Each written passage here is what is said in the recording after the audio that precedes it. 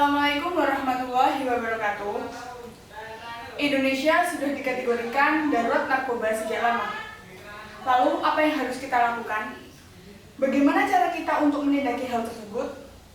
Yuk belajar bersama-sama dengan saya, Kak Solik, akan mengajak adik-adik sekalian untuk belajar tentang anti narkoba selama beberapa waktu ke depan. Sebelumnya, apa sih narkoba itu? Narkoba merupakan singkatan dari narkotika dan obat atau bahan berbahaya. Narkotika adalah zat atau obat yang merubah kesadaran, mengurangi sampai menghilangkan rasa sakit, dan dapat menimbulkan ketergantungan atau adiksi. Selain narkoba, istilah lain yaitu ada nafsa. Apa sih kepanjangan dari nafsa? Nafsa kepanjangan dari narkotika, psikotropika, dan zat adiktif lainnya. Selanjutnya yaitu pembagian dari nafsa, yaitu psikotropika. Psikotropika yaitu zat atau obat, baik alami maupun sintetis, namun bukan narkotika yang berkhasiat aktif terhadap kejiwaan atau psikoaktif. Yang kedua ada zat adiktif. Zat adiktif merupakan bukan narkotika atau psikotropika seperti alkohol atau etanol atau metanol, tembakau yang dihirup, inhalansia, maupun zat pelarut atau solvent. Selanjutnya ada jenis-jenis narkoba. Yang pertama ada opiat atau opium, biasanya dikenal sebagai candu, yaitu bubuk yang dihasilkan langsung oleh tanaman yang bernama popi atau yang mengandung bubuk morfin.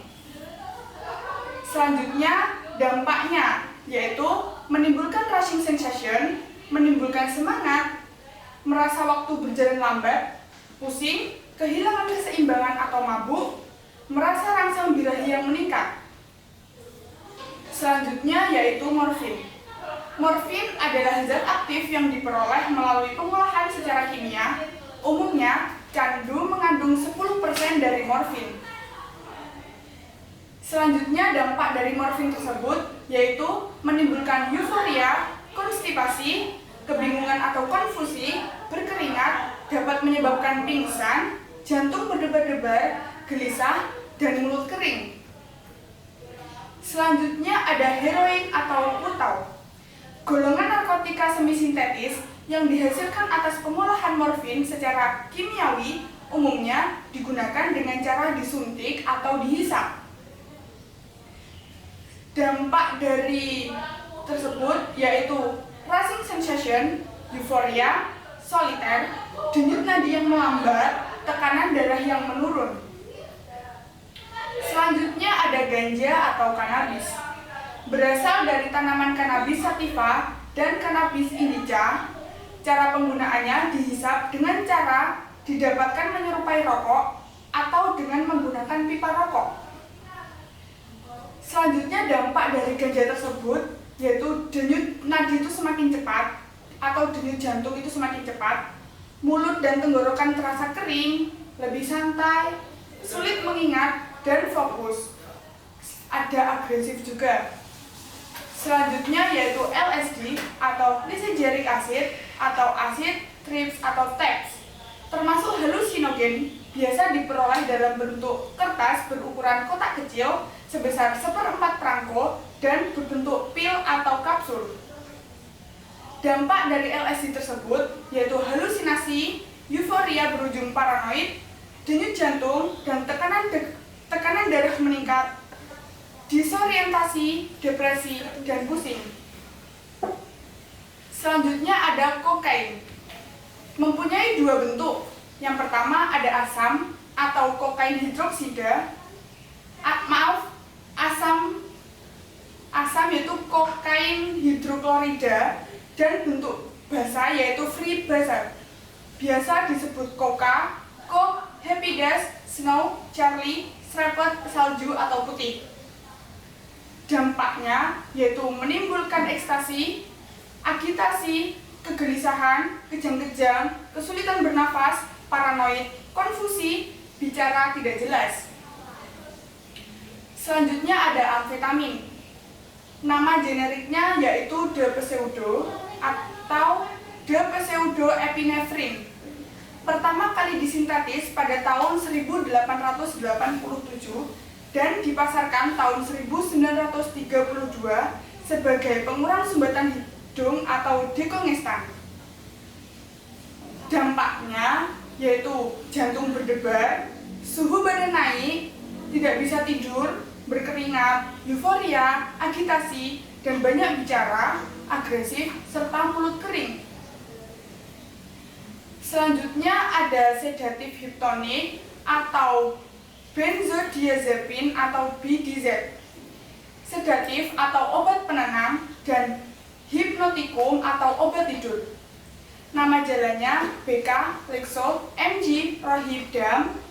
Cara pemakaian BDZ dapat diminum, disuntik, intravena, dan melalui dubur. Dampaknya mengurangi pengendalian diri, acuh, dan tidak peduli atau sulit fokus.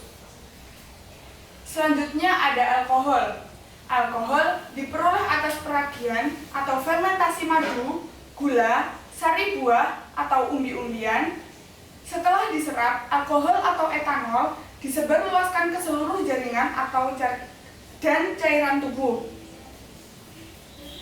Dampak dari alkohol tersebut, yang pertama ada mengurangi pengendalian diri, ada acuh dan tidak peduli, dan sulit fokus. Selanjutnya ada inhalansia atau solvent.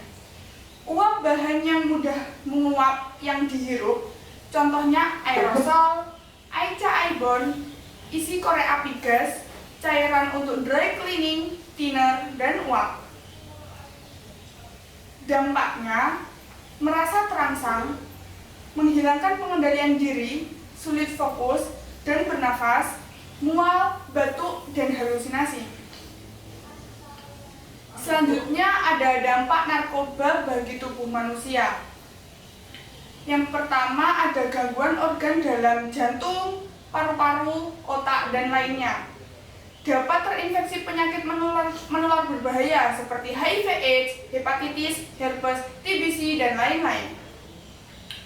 Selanjutnya yaitu dampak langsung narkoba bagi mental manusia. Ada depresi, gangguan jiwa berat atau psikiotik, pikiran bunuh diri, menyebabkan melakukan tindak kejahatan, kekerasan, dan pengerusakan. Selanjutnya, seberapa serius masalah narkoba di Indonesia? 40 orang meninggal setiap harinya karena narkoba. 72 triliun kerugian material setiap tahunnya.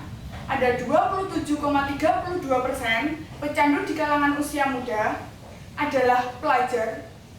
Ada 35 provinsi di Indonesia terpapar bahaya narkoba, tidak ada wilayah yang aman, dan ratusan variasi modus operandi pengedar.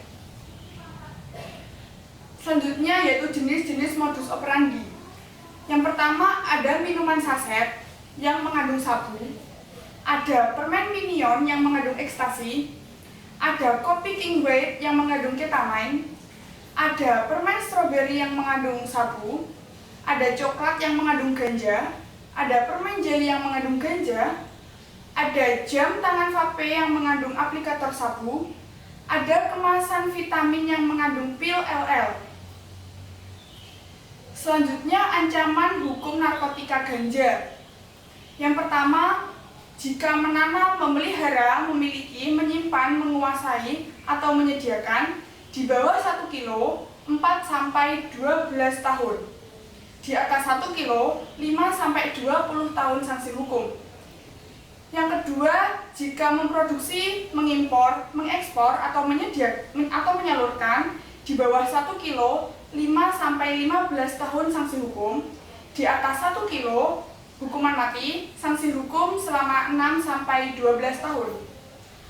Yang ketiga, jika menawarkan untuk menjual, dijual, membeli, menerima, menjadi perantara jual beli, menukar atau menyetarakan atau menyerahkan di bawah 1 kilo 5-12 tahun sanksi hukum, dan di atas 1 kilo ada hukuman mati 6-20 tahun sanksi hukum.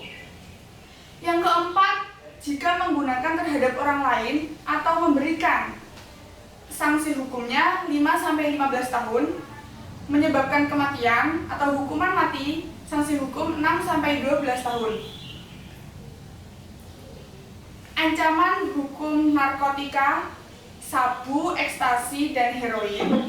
Yang pertama, jika menanam, memelihara, memiliki, menyimpan, menguasai, atau menyediakan di bawah 5 gram, 4-12 tahun sanksi hukum, di atas 5 gram, 5-20 tahun sanksi hukum. Dan yang kedua, jika memproduksi, mengimpor, mengekspor, atau menyalurkan di bawah 5 gram, 5-15 tahun sanksi hukum, di atas 5 gram, mati sanksi hukum 6-20 tahun. Yang ketiga, jika menawarkan untuk dijual, menjual, membeli, menerima, menjadi perantara jual beli, menukar, atau menyerahkan di bawah 5 gram, 5-20 tahun sanksi hukum, di atas 5 gram, hukuman mati 6-20 tahun sanksi hukum. Dan yang keempat, jika menggunakan terhadap orang lain atau memberikan, sanksi hukumnya 5-15 tahun dan menyebabkan kematian 6-20 tahun sanksi hukum. Nah, ini yang adik-adik tunggu, yaitu tugasnya. Tugas yang pertama, rangkumlah materi di atas, merangkum apa yang barusan kakak sampaikan. Dan yang kedua, jika kamu mempunyai teman seorang pecandu narkoba, apa yang harus kalian lakukan? Selamat mengerjakan. Sekian dari kakak. Wassalamualaikum warahmatullahi wabarakatuh.